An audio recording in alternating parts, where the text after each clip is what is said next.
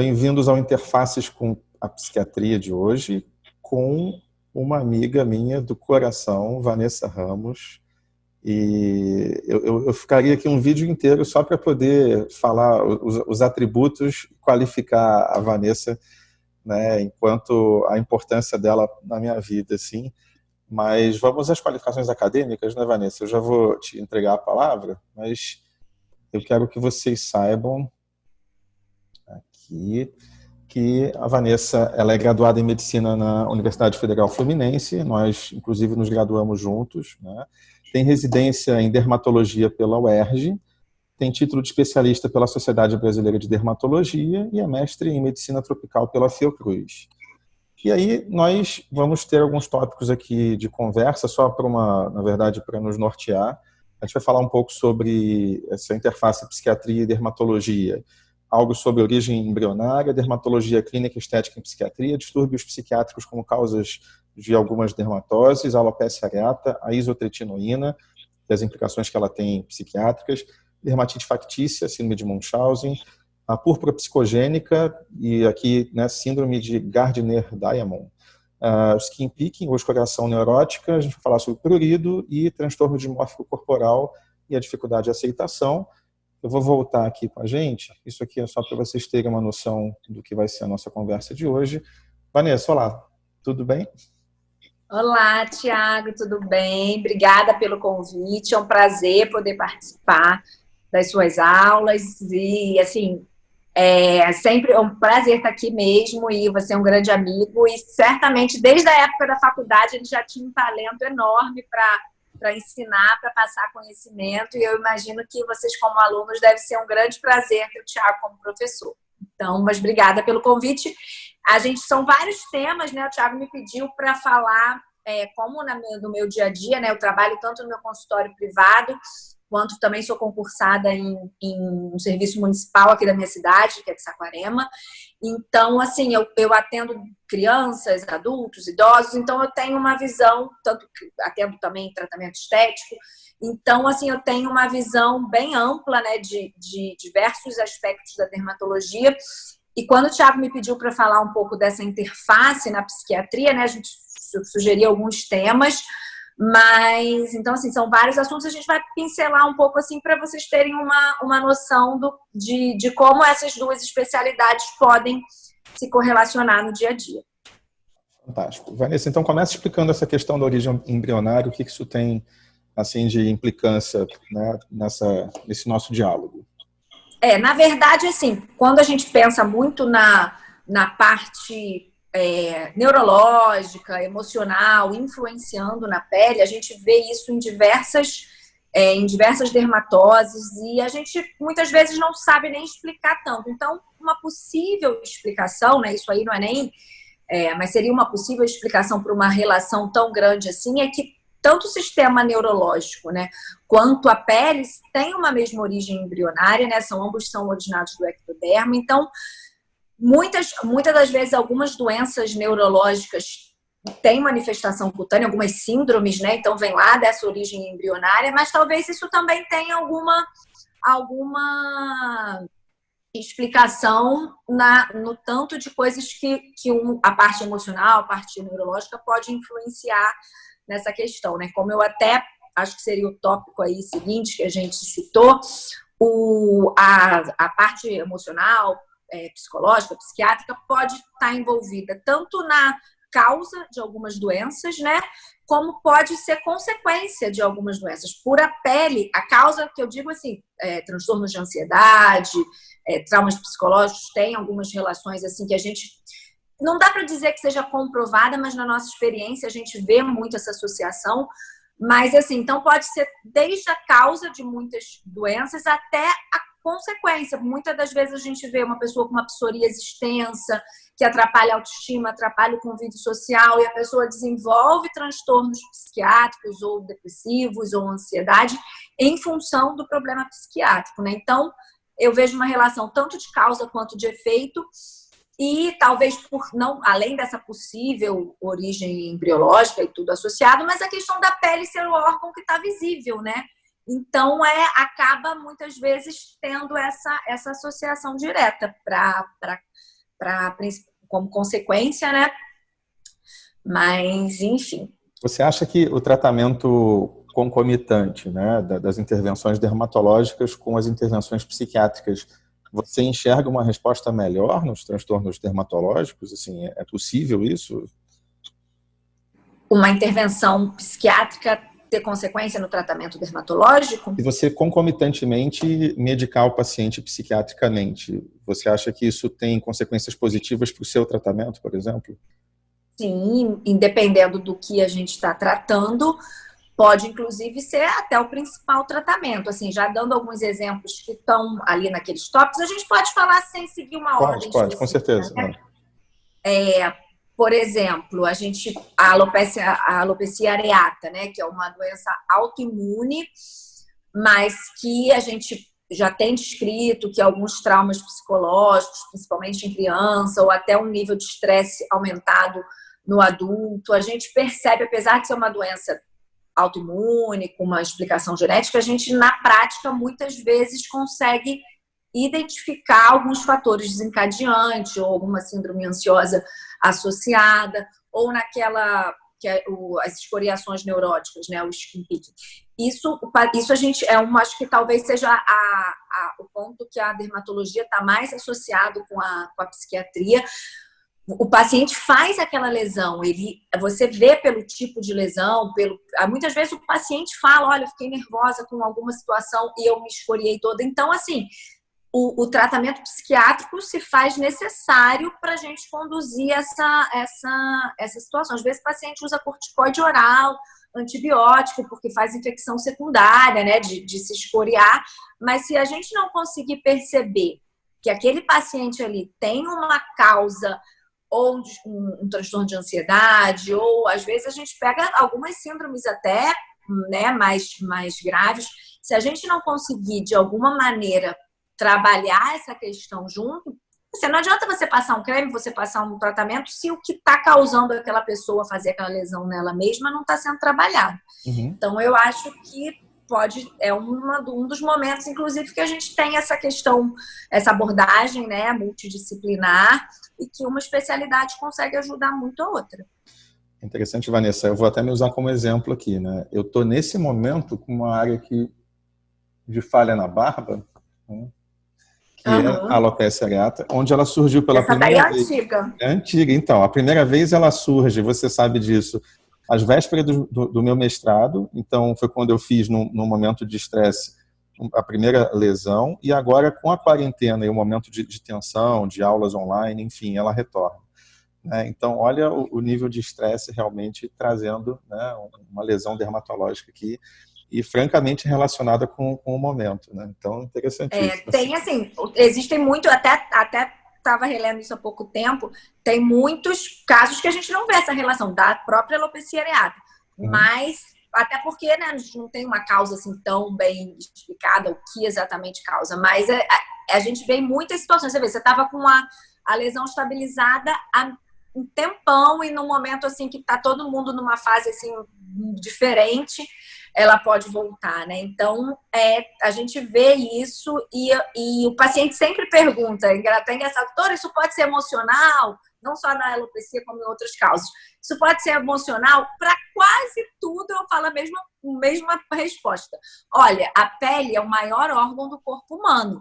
Então, é uma série de células, de cascatas. Então, e a parte emocional comanda também muita coisa. Então, certamente, mesmo que ela não seja a causa, certamente a forma que você está na tua vida nesse momento e a forma que você encara isso ajuda. Então, minha resposta é quase sempre a mesma. Olha, a pele é o maior órgão, então pode influenciar. E a gente vê isso, né, em vários aspectos. Você citou talvez causa até genética, né?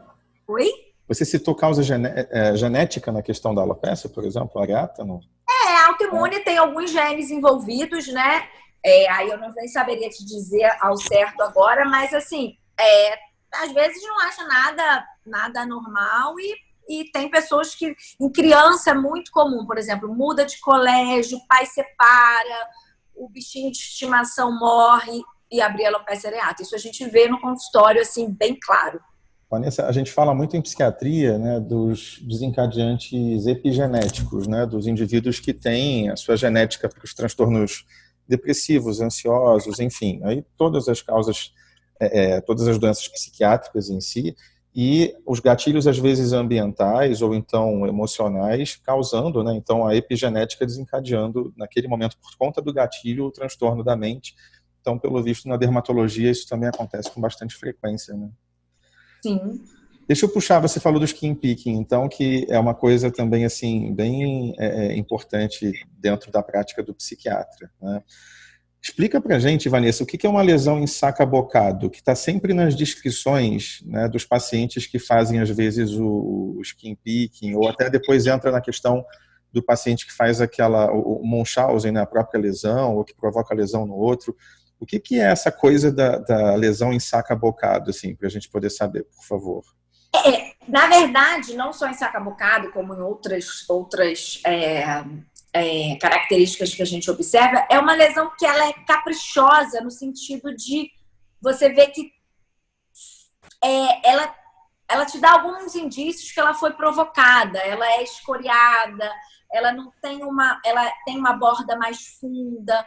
Tem lugar que às vezes você vê que não é nem seria a definição de saca-bocado, né? Mas que você vê exatamente que é onde vai a mão do paciente. Você vê que às vezes ele tem aquela lesão ali, que quando ele bota a mão é onde a mão chega. Mas o saca-bocado seria uma bordinha mais funda e que você vê que foi provocada externamente, que foi escoriada, uma borda irregular, um pouquinho mais funda do que a pele. E aí você suspeita que é provocada e não é natural. Existem ulcerações, até lesão em saca-bocado, causadas por causas infecciosas e outras assim. Mas é uma coisa que te faz suspeitar que ela foi provocada.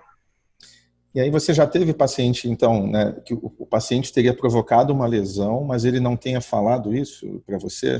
Acho que você comentou um caso que você teve do Munchausen por procuração, né? Que é quando o cuidador provoca a lesão ou enfim, ou faz uma fala de que o seu filho tem uma certa sintoma, tem uma certa doença, para poder conseguir a atenção dos cuidadores, da equipe de saúde, vamos dizer assim, né? Você já passou por isso?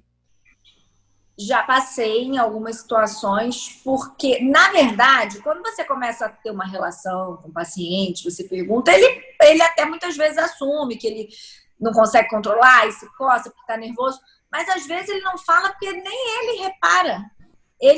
Às vezes você vê aquela lesão, aquelas feridas, aquelas crostas, e ele não consegue nem muitas vezes, talvez por estar vivendo um quadro mais de ansiedade, ou então por fazer aquilo ali de forma automática, muitas vezes nem ele percebe. Então, assim, já tive situações de o paciente meio que negar, que não coça, que não faz. E às vezes, algumas situações a gente até colhe biópsia, porque a gente realiza, né? Porque no diagnóstico diferencial dessas lesões liquenificadas ou em saca-bocado entram outras questões e é um desafio, assim, de conduzir, né? Mas geralmente eles avisam, mas em algumas situações você tem que investigar um pouco, porque às vezes se o paciente o que está motivando aquilo ali é um transtorno de ansiedade, às vezes até umas outras síndromes, e às vezes ele mesmo não percebe, né? Então é importante ter essa visão. Vanessa, vou seguir aqui aquele nosso roteiro, né? O que você ia falar sobre essa parte estética, por exemplo, da dermatologia? Né? O que isso tem que você nota de importância que envolve essa questão psicológica? E aí envolve também o dismorfismo corporal, enfim, que era um outro item, né? Tá. Isso é interessante também que a gente vê no dia a dia, porque, assim, nesse mundo que a gente vive, né, tem essa preocupação excessiva com, muitas vezes, imagem e tudo mais. Quando a gente trabalha com dermatologia estética, a gente quer melhorar a autoestima do paciente, a gente quer tentar melhorar determinados pontos que ele está insatisfeito, e isso é saudável, é gratificante você fazer um tratamento que o paciente se sente melhor e se aceita melhor em determinados sentidos, mas ao mesmo tempo, às vezes, é um desafio lidar com isso, porque já aconteceu, e todo mundo que trabalha com estética percebe isso, de pessoas insatisfeitas num nível que, infelizmente, nenhum tratamento estético vai resolver. Então, assim, e tem os transtornos também da pessoa, às vezes, enxergar de uma forma, assim, patológica determinados defeitos que ela tem, e saber trabalhar com isso também é um desafio no dia a dia do dermatologista, porque dependendo do que... Por isso que, assim, a gente sempre tenta explicar bem quais são as propostas de cada tratamento, o que a gente pode melhorar. Muitas vezes, até mesmo na cirurgia plástica, que seriam coisas mais definitivas, você tem que ter esse tato, porque dependendo de como a pessoa se vê e o que ela espera, é uma insatisfação muitas vezes patológica e que nenhum tratamento, nenhum médico vai conseguir chegar àquele objetivo que a pessoa almeja. Então, assim, essa linha entre melhorar determinadas coisas, fazer o paciente se sentir melhor, melhorar a autoestima e, às vezes, devolver uma juventude que a gente sabe que nenhum tratamento vai devolver 100%, é também interessante. Então, esse lado psicológico, nessa parte estética, a gente tem sempre que atentar e explicar para o paciente, que a gente vê muitas vezes paciente que pula de cirurgião em cirurgião, dermatologista em dermatologista, às vezes fazendo uma série de intervenções estéticas, e a gente vê, né, nesse paciente que muitas vezes está artificial, está exagerado, e o paciente não enxerga isso, ele busca mais. Então, é um perfil que a gente tem que trabalhar com o paciente, explicar para o paciente o que a gente pode fazer, entender o que aquilo ali incomoda ele, tentar. Eu sempre tento trabalhar nos meus pacientes os pontos bons dela, elas têm que enxergar os seus pontos bons, e a gente tentar melhorar algumas coisas que a gente consegue oferecer uma satisfação melhor, uma coisa que está incomodando, mas dentro dessa linha de que os anos passam para todo mundo, e dependendo de como a pessoa está com a parte psicológica dela, o quanto que ela tem de expectativa, o quanto que ela não aceita o processo de envelhecimento, às vezes é um pouquinho difícil, mas a gente, com tudo conversando, a gente chega num objetivo bom para todos. Excelente. O que você quer falar da isotretinoína, que foi um ponto assim que eu achei bem interessante, que você separou para conversar com a gente, assim, Vanessa, me conta. Eu separei porque, assim, você perguntou essa questão da interface, né? Psiquiatria, dermatologia. Um ponto, e até aí, não sei se terão futuros psiquiatras aí nessa turma, eles vão em algum momento lidar com isso. A isotretinoína é um retinoide, né? Um tratamento que a gente usa para tratar acne grave, né? Ou seja, pacientes que têm aquelas espinhas com tendência a cicatriz, muito inflamadas. E depois que já foi tentado outros tipos de tratamento, antibiótico, a isotretinoína, ou Rocutan, que é o nome comercial, né, mais conhecido, é um dos tratamentos que são indicados para esse tipo de paciente.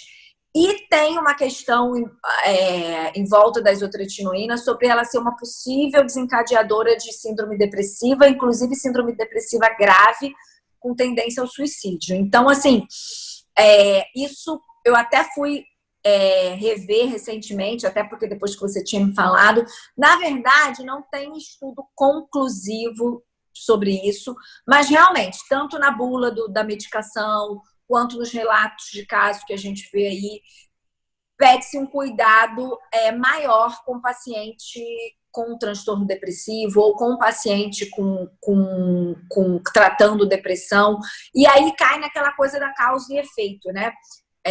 O paciente que tem muita acne, falando daquela acne inflamada, com tendência a cicatriz, muitas vezes é um paciente que tem autoestima baixa, às vezes faz síndrome depressiva por causa disso, e já tiveram estudos de séries de casos que mostraram o quanto o sintoma depressivo melhorou com o uso do Rocutan. Então, assim, não é uma contraindicação, pelo contrário. Na minha prática, eu vejo muito o medicamento melhorar. Mas, realmente, teve até citei isso, porque não tem muito tempo, teve uma polêmica aí em Facebook, alguma rede social da vida, de uma irmã se lamentando que o irmão tinha cometido suicídio porque ele estava usando esse medicamento. Então, assim, a gente vê esses relatos aleatórios aí que a gente não pode nem necessariamente dizer que tem causa e efeito, mas é uma questão que existe, tá? Descrito em bula, tem esses casos aí de pessoas que tomaram e tiveram isso. Então, não é uma contraindicação absoluta, mas é um momento do meu dia a dia que, às vezes, eu peço um parecer do psiquiatra e peço para ele avaliar comigo, porque tem essa descrição e o que eu vejo na prática, a maioria tolera bem, só melhora, se sente bem com o tratamento e até melhora essa parte psicológica. Só que eu já tive, olha, eu não sei te dizer quantos pacientes, mas eu tenho uma experiência grande com isotretinoína oral, né, que é o Rocutan, mas uns 2 ou 3 eu já tive que parar tratamento, porque não por tentativa de suicídio, pelo amor de Deus, graças a Deus não, mas assim, transtorno de ansiedade. Eu tive paciente que falou e tem descrito isso, tipo, parecido com síndrome do pânico. Eu tive paciente que teve que descer do ônibus porque ele não conseguia ficar ali. Ele falou assim, olha, eu não consigo, não era assim, eu tive crise de pânico, tive que descer do ônibus eu me pegava chorando em casa. E aí a gente conversou e resolveu parar. E algumas outras que se sentiram assim também desanimadas e tudo mais. Então, tem um efeito psicológico. Então, assim, o paciente que tem uma depressão grave, eu me sentiria, eu usaria com o psiquiatra avaliando, e se tiver alguma ideação suicida e tal, eu evitaria. Mas é aquilo, se a acne está talvez na causa daquele tratamento, daquela síndrome depressiva, é o remédio que vai trazer uma melhora. Então, é um caso assim que essa interface dermatologia, psiquiatria, muitas vezes a gente tem que abordar, que é o uso da isotretinoína. Não é proibido, não é contraindicação absoluta, mas é uma questão assim, se tiver um adolescente acompanhando uma síndrome depressiva e vá tomar esse remédio, acompanhe mais de perto, fique num contato com o dermatologista, porque é fato que não, obviamente, que não são todos que fazem isso, mas existem casos que piora sim. Interessante, Vanessa. Eu já recebi, vindo justamente de dermatologistas para esse tratamento conjunto, né? E a minha prática, assim, eu percebo que o paciente muito bem medicado com antidepressivo, ele se torna um paciente seguro para fazer o tratamento quando ele já vem de um histórico, na verdade, desses sintomas, né? Claro que quando você avalia um paciente, ele não tem nada no passado dele, você não tem como saber se ele vai desencadear, né, um transtorno ansioso. Exatamente. Tanto que se ele não tiver histórico, eu nem peço, eu converso, vejo se está tudo bem, acompanho nas consultas de acompanhamento. Agora, o meu grande medo, né, são os pacientes que já têm um histórico de outras tentativas de suicídio no passado, né, os pacientes borderlines, que são altamente instáveis, ou aqueles que já fazem automutilação, já têm histórico também, e os bipolares, que são muito instáveis, alguns deles também. Você tem que estar muito equilibrado para o psiquiatra ter ali a certeza de autorizar que tome com o medicamento sem nenhum risco, né? Mas realmente eu já recebi pareceres assim pedindo, né, o acompanhamento na fase inicial do tratamento e depois, né, quando não houve nenhum tipo de problema, a gente acaba... E você percebeu alguma mudança?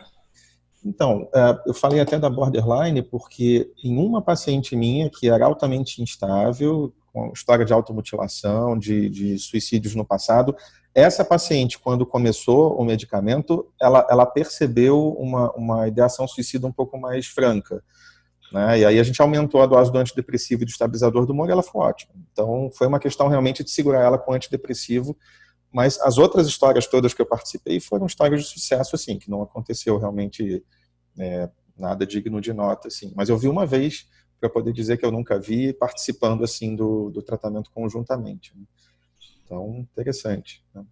Posso puxar um outro tópico para a gente aqui? Pode. Então, púrpura psicogênica. O que é essa síndrome de Gardner-Diamond que você falou aqui, que eu não sei? É uma púrpura psicogênica, é uma causa de púrpura, né? Lesões, são máculas, né? Lesões arroxeadas. que podem dar em qualquer parte do corpo, e que a causa é de distúrbio emocional. É super um diagnóstico difícil, porque tem outras causas. Já foi até caiu essa questão até na minha prova de título de especialista. São lesões purpúricas que não tem outras causas, e a causa é o emocional, é uma síndrome. Eu até coloquei aí porque tem essa definição, né? E quando pensando nessas interfaces, foi uma coisa que me veio à mente. E sempre tem outros casos de lesões purpúricas que você tem que investigar, mas é importante lembrar, tem aquela púrpura que você não acha uma causa e é recorrente, tem essa definição aí. Então, para lembrar e essa não é feita, né? Até tem, essa não seria factícia, ela acontece espontaneamente. É interessante, eu não conhecia esse epônimo, mas surge muito, Vanessa. E acaba que eu mando para o hematologista para saber a opinião e volta com, olha, não é nenhuma alteração hematológica grave, então...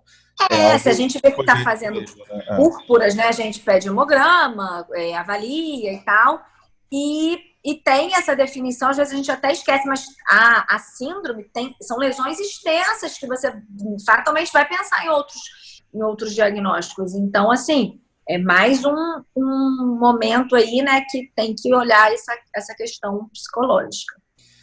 E o prurido, você colocou também como um tópico para a gente conversar. Me fala um pouquinho dele, por favor. Prurido é o nome, né, médico para coceira, né, que a gente vê. A coceira, eu falo que é um dos sintomas mais desafiadores da dermatologia, porque ela pode estar numa série de síndromes, ela pode ser precursora de buloses, pode ser associada a uma série de questões. E esse lado psicológico, muitas vezes, é o que está mais envolvido nessa questão do prurido. Então, a gente investiga uma série de coisas, mas existe um perfil de paciente que se coça e não tem motivo. E aí, como eu falei, como existem várias outras coisas que dá coceira, até doenças hematológicos, linfomas em fase proliferativa podem produzir substâncias que dão coceira. Então você fica sempre, será que essa coceira... Mas muitas vezes o paciente te ajuda nesse sentido. Quando eu estou distraído, viajando, passeando, não coço, mas eu estou em casa de noite. Então, às vezes é difícil, que muitas vezes o paciente nem ele percebe, então é difícil. Mas eu coloquei isso aí como tópico porque, dentre os vários diagnósticos diferenciais que a gente tem que pensar quando vai analisar um paciente com coceira, desde o medicamento que está usando, escabiose, aí tem que ver se perdeu peso, se não perdeu, se tem alteração em exame, enfim. Mas nessa avaliação entra essa questão psicológica também, dependendo de como que é esse tipo de coceira, como é que você sente. Às vezes a pessoa só para de coçar e aí está relacionado com o skin picking, que é a escoriação neurótica. Às vezes a pessoa, ela até tem realmente de fato uma coceira, ou que ela entende que está se coçando, e só para de se coçar quando se fere. Então, assim, tem aquele paciente que você vê que está um pouquinho escoriado, está com a pele seca, mas tem aquele paciente que faz lesão liquenificada, lesão nodular, lesão sacabocado, de tanto que ele se coçou. Então, o prurido acaba andando junto com o skin picking, né? Tem um paciente que se fere, não tá com coceira, ou que seria mais tipo uma Munchausen, né? Que é a dermatite factícia, que ele vai ali e provoca, ou com um aparelho, ou com a unha. E tem um paciente que se coça, ele realmente tem a sensação de coceira, ele não faz só para provocar uma lesão. Nem ele consegue muitas vezes perceber que ele está se fazendo isso, né? É difícil tratar. E isso, às vezes, tem pacientes que têm anos isso, e aí fica com lesão hipercrômica, marcada. Aí a pele vai se defendendo, ela vai engrossando, ficam aquelas lesões mais liquenificadas. Então, é um ponto, assim, que entra no meu diagnóstico diferencial de avaliação de paciente com prurido. A caspa, que eu lembrei também de já ter tido paciente, aliás, não é incomum no consultório do psiquiatra, os pacientes com aquelas crostas, aquela caspa, assim, também tem uma questão psicológica, assim? Você percebe isso? Na verdade, assim, a dermatite seborreica, né, a caspa, que pode dar tanto no couro cabeludo quanto nas áreas seborreicas. Isso é predisposição de cada um, né, tem a ver com a oleosidade da pele de cada um, às vezes com a microbiota da pele de cada um. Mas, nitidamente, a gente percebe isso diariamente. O paciente tá estressado, tá passando por alguma situação, a caspa piora, ou a dermatite seborreica piora, porque é glândula sebácea, né? Então, o seu estado emocional pode modular ali a sua secreção das suas glândulas sebáceas e isso propiciar um desenvolvimento. Aí, às vezes, entra Propionibacterium acnes ou outras coisas da microbiota. Então, vejo nitidamente. Não vou dizer que seja a causa, né? Mas é um fator que modula, assim, a dermatite seborreica. Aí eu pergunto para o paciente, você piorou, né? Você tá nervoso. Eu falei, então para de ficar nervoso, senão vai piorar a sua caspa. Deixa eu te perguntar uma outra coisa, assim, nem está nos nossos tópicos, né? Tem uns medicamentos em psiquiatria, como todo fármaco, né?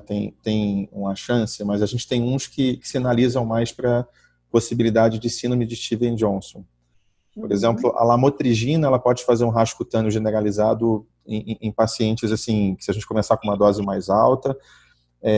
Qual é o risco, enfim, do paciente fazer uma síndrome de Stevens-Johnson? Isso é uma emergência médica? Como é o que você podia falar assim, rapidamente sobre isso, que está nas nossas bulas dos psicofármacos com uma certa frequência também? Sim, na verdade, qual é o risco? Qualquer um pode ter, a gente só vai saber, não tem como fazer um teste para prever isso, né? Eu vejo muito mais frequências com os anticonvulsivantes, carbamazepina. Não tive nenhuma experiência, mas a gente pode ver com sulfa, com dipirona. Então, assim, qualquer medicamento que você for prescrever, você está sujeito. Então, assim, a gente pergunta se tem algum histórico de sensibilização, mas é um risco que se corre, então tem que ficar atento, porque o Stevens-Johnson, ele tem um acometimento mais generalizado e é uma emergência porque pode acometer mucosa, pode ter perda hídrica, você trata como se fosse um grande queimado, muitas vezes, né? Parece uma grande queimadura, né? Assim, a apresentação com bolhas. Toda alteração sistêmica mas antes do Stevens-Johnson, a gente teve o que chama de farmacodermia, que são as lesões causadas também por hipersensibilização, né? Então, que aí isso é muito mais comum, às vezes dá coceira, às vezes não é nem só uma lesão tão extensa quanto o Stevens-Johnson, mas pode dar coceira, pode dar aquele rasgo mais inespecífico, pode evoluir, influenciar outras dermatites. Então, assim, toda vez que a gente pega um paciente com rastro difuso, uma eritrodermia, ou até algumas lesões, rastros de vários tipos. Primeira pergunta começou algum remédio? Então, assim, sempre, se você olhar de pirona, qualquer medicamento pode dar, mas realmente esses psicofármacos e tal podem acontecer com mais frequência. Mas, assim, o que eu vejo mais é carbamazepina. Recentemente tive uma eritrodermia que foi por carbamazepina e passei 3 meses tomando e não sei por que ninguém tinha pensado e aí já está bem melhor, foi parando aos poucos, mas qualquer medicamento é um risco, então eu acho válido sempre avisar isso, até porque se ele ler na bula vai estar lá essa questão. Então, assim, teve alguma alteração? Não digo nem tudo vai ser do remédio, né? Então, acho que aí até vale uma avaliação dermatológica, porque às vezes nem tudo que vai acontecer ali vai ser do remédio, mas sempre pense, se teve essa associação temporal, pode ter sim. E o Stevens-Johnson é caso emergencial, até risco de vida, mas não só o Stevens-Johnson, outras lesões até antes, né? Olha só, fantástico. Acho que nós contemplamos toda a nossa listinha ali de tópicos, né? Algum recado como dermatologista, assim, que você queira, além de use filtro solar, não? Algum outro recado, assim?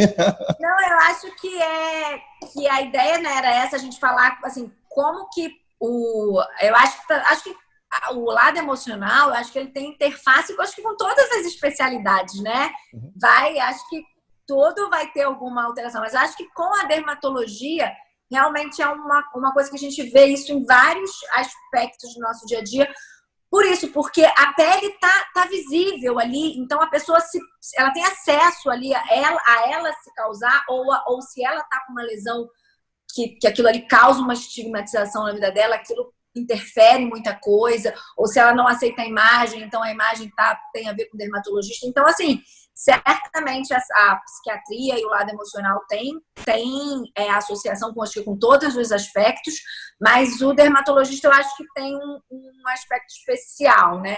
Se vocês quiserem saber de algum assunto mais específico, a ideia hoje foi fazer uma coisa mais informal, né? Mas se eu puder, espero que eu tenha ajudado, e se precisarem saber de algum assunto mais específico, alguma coisa, pode deixar meu e-mail. Pode, vou colocar. E à disposição, é um prazer participar. Obrigada pelo convite. Não, Vanessa, foi uma honra. Você não faz ideia da felicidade que foi quando você aceitou, né? Sabe que eu fiz como é que eu vim aceitar, Thiago? Você sabe que eu fiz essa brincadeira do use filtro solar, que um texto que foi famoso, com o Pedro Bial fez uma vez uma leitura desse texto, virou até uma música, né?